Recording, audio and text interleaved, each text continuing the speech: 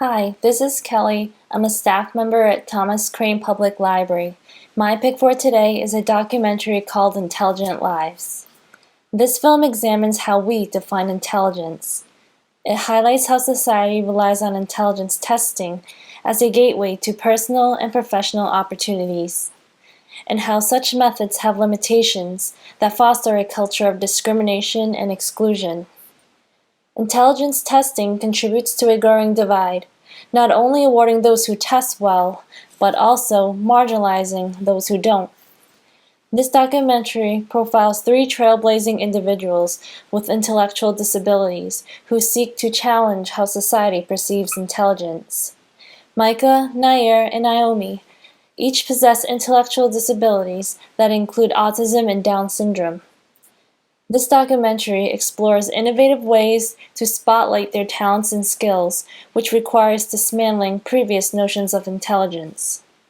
More importantly, it explores how to foster an inclusive environment, while also promoting self-advocacy and agency. Intelligent Lives is an engaging and intimate look at intelligence that upends previous notions of what it means to be intelligent. It also empowers these marginalized individuals to be active participants of mainstream society, giving a voice to individuals who have traditionally been silenced. Highly recommended. Visit thomascranelibrary.org. You can stream it on Canopy, or you can request a physical copy at the library. And thanks for watching.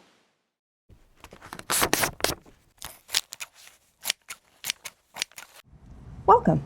My name is Amanda, and I'm one of the children's librarians at the Thomas Crane Public Library in Quincy, Massachusetts. This video is part of our DIY program resources.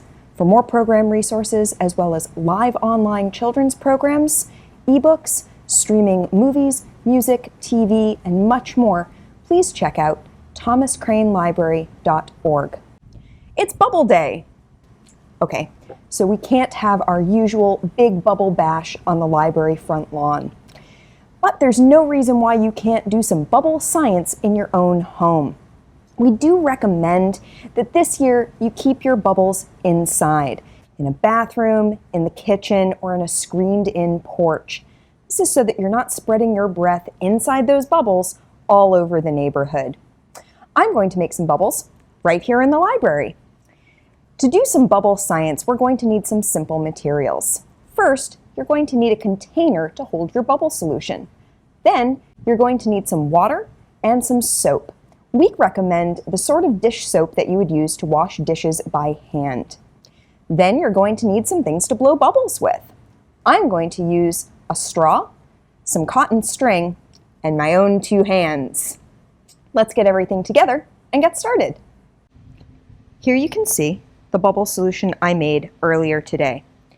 Now, bubble solution that you make at home works better if you make it earlier in the day and let it sit. You could even make it the day before. Now, I've combined water with a whole lot of blue dish soap. And then I mixed it together very gently. You want to be very gentle about mixing your soap together.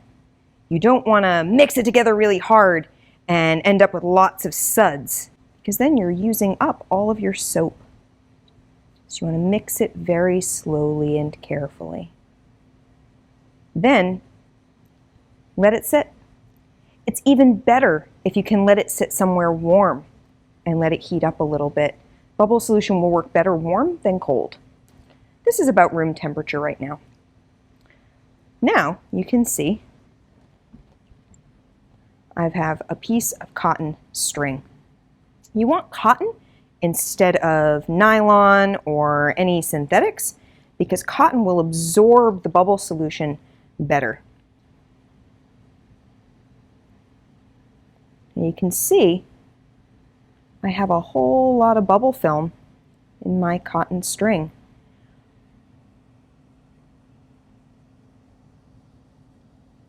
And if I blow,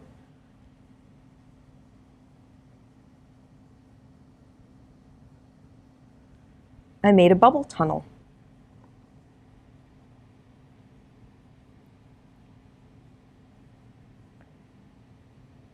Now, if you're in a space like a bathroom or an indoor porch, or if your parents don't mind you getting soap all over the kitchen, you can wave it through the air, and that's going to create some bubbles. We're going to put this aside. Now my hands are nice and soapy, which means I can actually pick a bubble up. See if you can get your hands soapy enough to not only pick up a bubble, but poke your fingers right through it.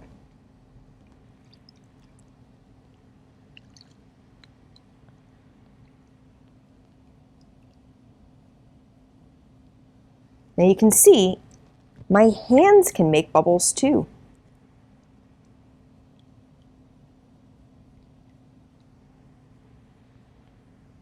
Now we're going to use a straw.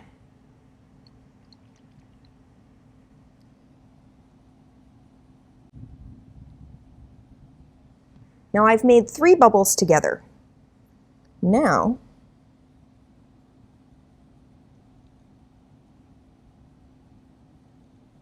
I can blow bubbles inside my other bubbles.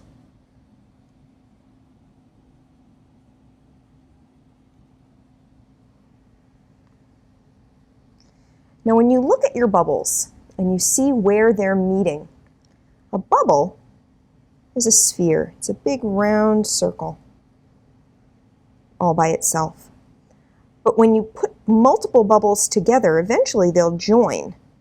But before they do, you can see here, we have some lines and angles.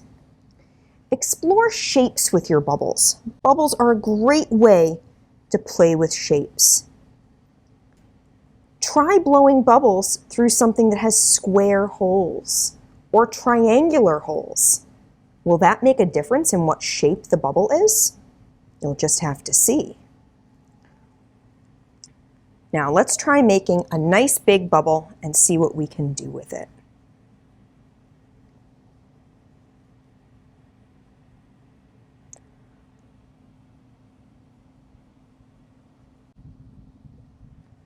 Look at that giant bubble I've made.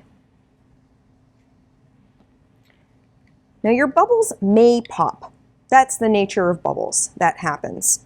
If that happens, just try again. If you find that your bubbles are popping a lot, then you may not have added quite enough soap. So we're going to add a little bit more soap to our bubble solution.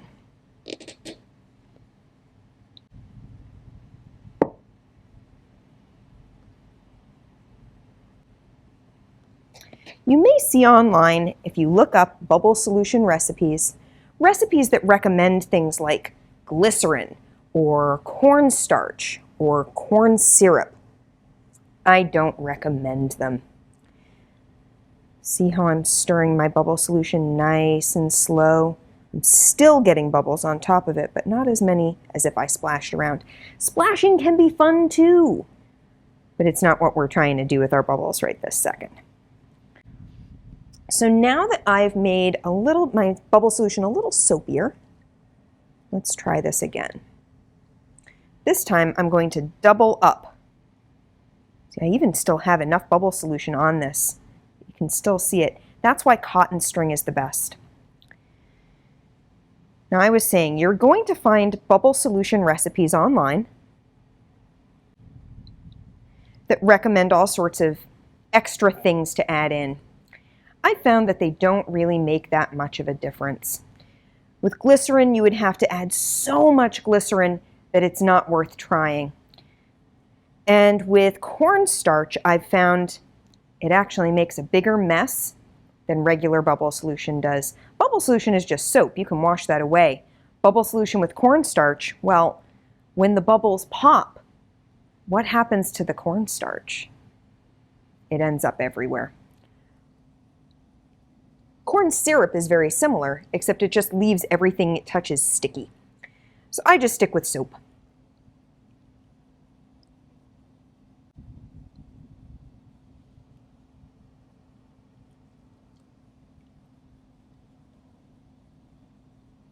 There. It may take a few tries, but now I have a nice big bubble. And you'll notice that my hand is soapy enough that I can actually put it inside the bubble. So the reason we have a bubble is because soap forms a film.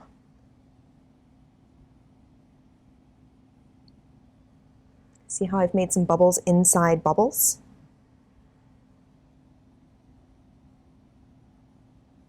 And then when they touch the outside of the bubble, they either join with it and make it bigger, or they pop outside of it. This is because the outside of a bubble and the outside of this bubble are all made of the same thing, and that is soap film. And soap film wants to cling to itself.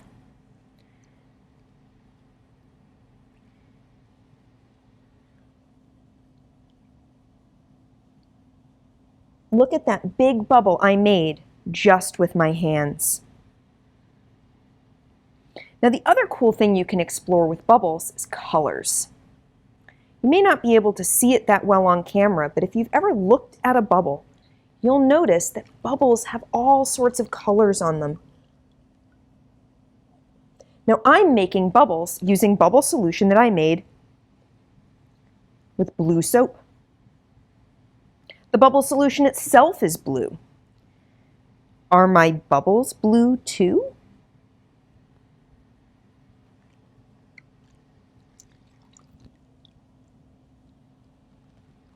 Let's look at a bubble in my hand. Is that bubble blue? Or is it clear with lots of different colors on the surface? It doesn't actually matter what color you make your bubble solution out of. You could add food coloring to your bubble solution and it wouldn't change the color of the bubbles themselves. Let's try seeing if we can add some bubbles together and build some bubble buildings.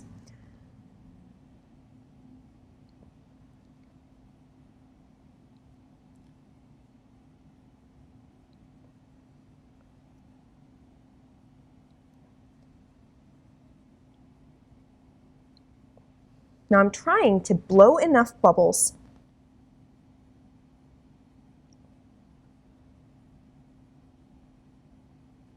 that they will link together. You can see all these cool angles and colors we're getting, but I don't want to make them so big that they end up going together all into one bubble. I want to be able to see the lines between them.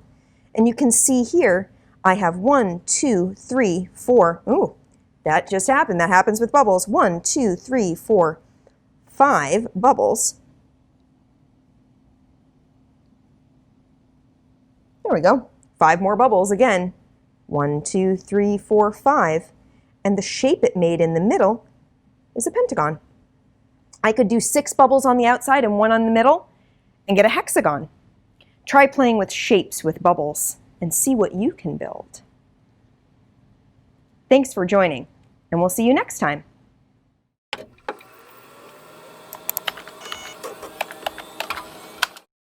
Hello everybody, my name is Paul. I'm one of the librarians at Thomas Crane Public Library, and we're here with TCPL at Home. And today we're talking about Beanstack, which is software that we use for a variety of programs. And today we're speaking with Carrie, our teen librarian. Hi Carrie, how are you today? Hi Paul, I'm good. Thank you very much for having me. Oh, it's great to see you. And Eileen, one of our adult librarians. How are you, Eileen? I'm fine, Paul. How are you? I'm doing well. So, Beanstack. Maybe, Eileen, you can start to just give us a brief overview about it. Well, we've had Beanstack for a few years now, and it's used primarily for reading programs for children and teens, a little bit for adults in the past. But today we're talking particularly about Beanstack for teens and the summer reading program. And Carrie, do you want to kind of get us started, talk about how we can find Beanstack and what it's all about? Sure. So our Beanstack software is available either via an app for your smartphone. It works both on iPhones and Androids, and it's also available online. As of July 1st, we'll have a link directly to Beanstack on our homepage. But you can also go directly to the web address, which is thomascranelibrary.beanstack.org. And once there, you create an account if it's your first time using Beanstack, or if you've used it in the past for another program, you just log in with that same account information, and then you update the program that you'll be participating in for this summer. And that's something people can do right now. Like the summer reading can be registering. People can be registering for it right now. Is that right? That is correct. So registration started on June 15th, so this past Monday. And you're able to pre-register for that. You'll be able to see the program itself, the description of the program, and what you're working towards for the summer. And you won't actually be able to start logging anything until July 1st. The program will run from July 1st until August 28th, when we do the drawings for the summer reading prizes that we are giving away this year. Okay, so you're going to have some prizes. That'll be nice. We are, yes. So this year, for the first time ever, we're doing a grand prize, and that will go towards the teen who has participated the most over the course of the summer. And that is a photography sort of prize basket. So we are giving away a Fuji Instax Square Instagram Polaroid camera, some film, and then a protective case for that. So that will be the grand prize. In addition to that, we have 6 other prizes. We have our book basket, which has some advanced reader and galley copies of books that have recently just come out. We also have our outdoor basket. We get free passes to Treetop Adventures. I don't know what their opening hours will be for the summer, but they should be good past the summer. So there's 4 free passes to that you'll have access to, along with some other outdoor goodies. We have a school supplies basket that actually was a high demand request to have back this year.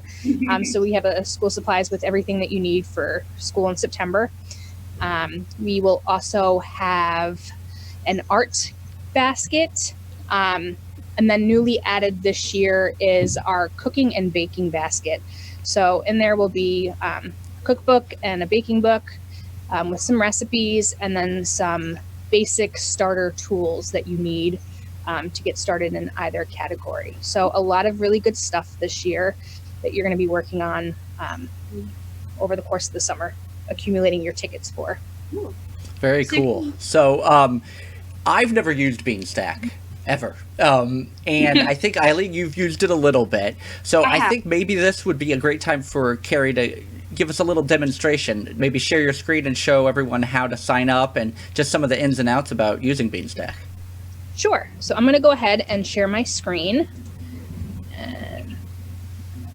Okay, so this is our Beanstack homepage, which you can find at thomascranelibrary.beanstack.org.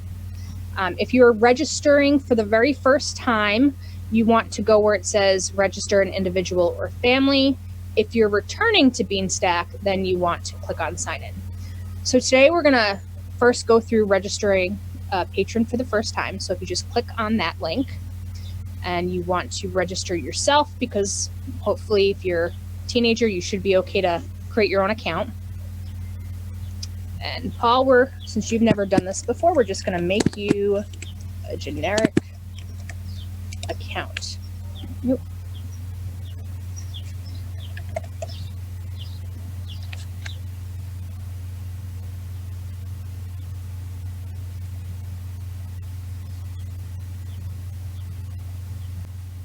So if a parent has an account already, they wouldn't be able to let their child use it because it would be ideally an adult account, correct? That is correct, yes.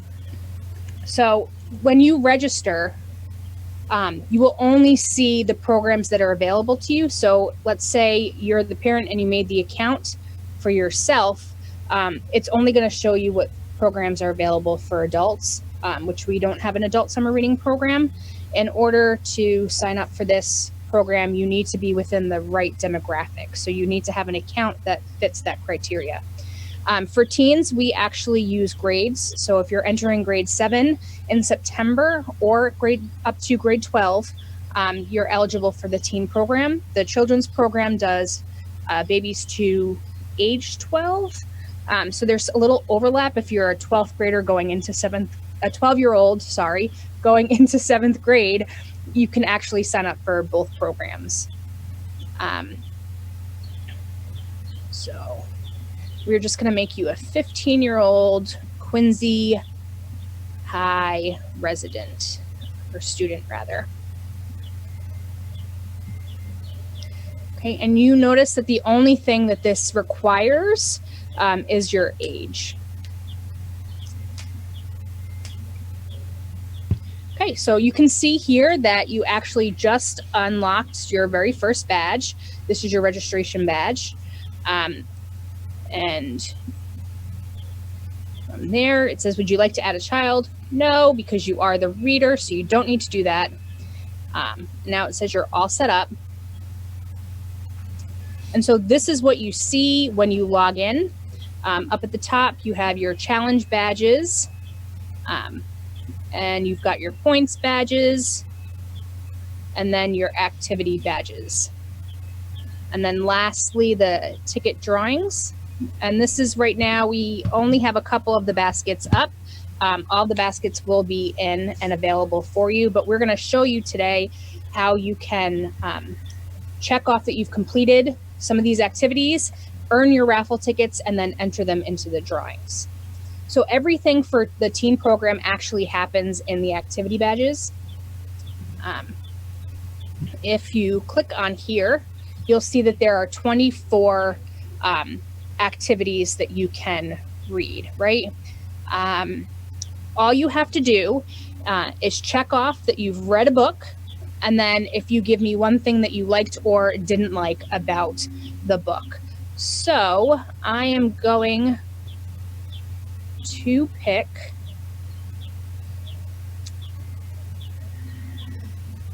a new teen book. So I actually just finished listening to this book called Stamped by Jason Reynolds.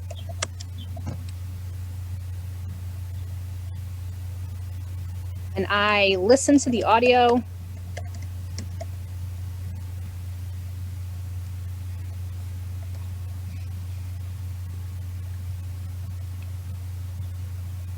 And I really enjoyed the narrator.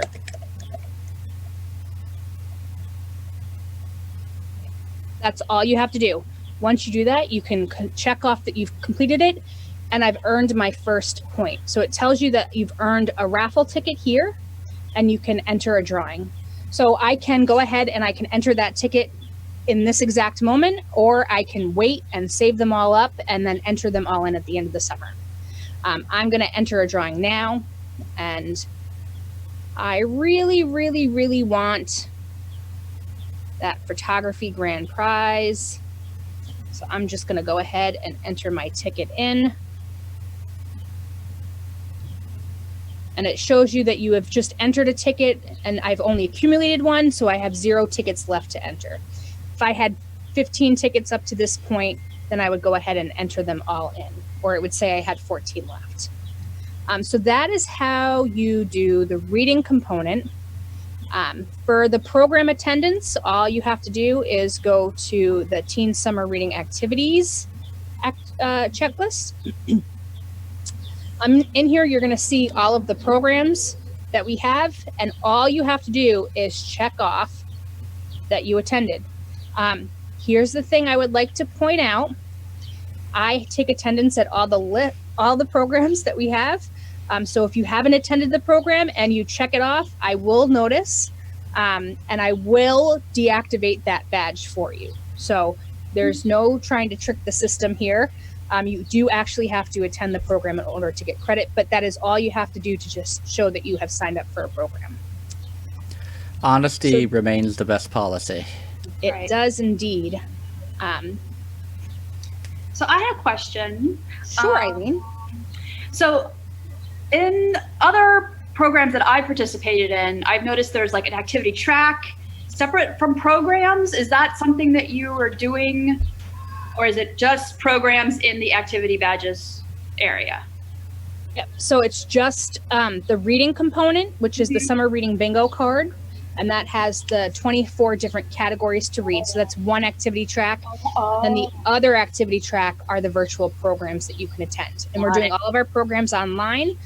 So you'll notice that when you click on them, there actually is a link to the virtual event. So if you can't figure out and remember how to get into the program, just come to the Beanstack app, find the activity tracker for the programs, and click on the program link. It'll take you right in. So that is soup to nuts, how you, from starting an account, if you've never joined us before, this is how you would kind of come in and create an account and participate and log in. And just so you know, you will see, if you go to the ticket drawings, you will see that you have a 1 ticket entered into the photography grand prize basket. So you can keep track of your tickets there. If you have any concerns or questions, you can always reach out to one of the librarians and we'll walk you through all of that. That's all really, really interesting stuff, especially for someone like me that's never used it before. I'm curious though, and I think many people will be curious. Is there an app? Or I see you're doing that on your desktop, but there is something for an iPhone or Android? There is. It's available both in Google Play and in the App Store on iPhones. It's actually really easy to use, and the interface is a lot more minimal than what you see on the desktop. You will be able to see a section for the activity badges, the ticket drawings, and your challenge that you're participating in. So once you log in, you'll be able to see all of these things and just participate the exact same way. In past years, I will say we required that you write a review. I know, just like I am, most of you are probably really tired of staring at screens after the last few months. So we actually did away with the full-on review, and we're just asking that you write one thing you liked or didn't like about the book when you log in. So it's a little bit simpler this year. All right. Well, that was really great. Thank you very much. That's great information for everyone that's wanting to participate in the Teen Summer Reading Program this year. Thanks for joining us today to learn about the Teen Summer Reading Program and how to use Beanstack to participate.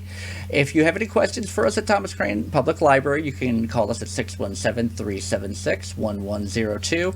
Find us online at thomascranelibrary.org. We also have Facebook, Twitter, Instagram, and YouTube accounts. Eileen, thank you for joining us today. And speaking of social media, maybe you can share with us how teens can participate through Instagram with Thomas Crane Public Library. Definitely. I encourage all teens out there to follow us, friend us on Instagram, especially for teens, at teens@TCPL. Very cool. And Carrie, if anybody has any questions specifically about Summer Reading Program, how can they reach you?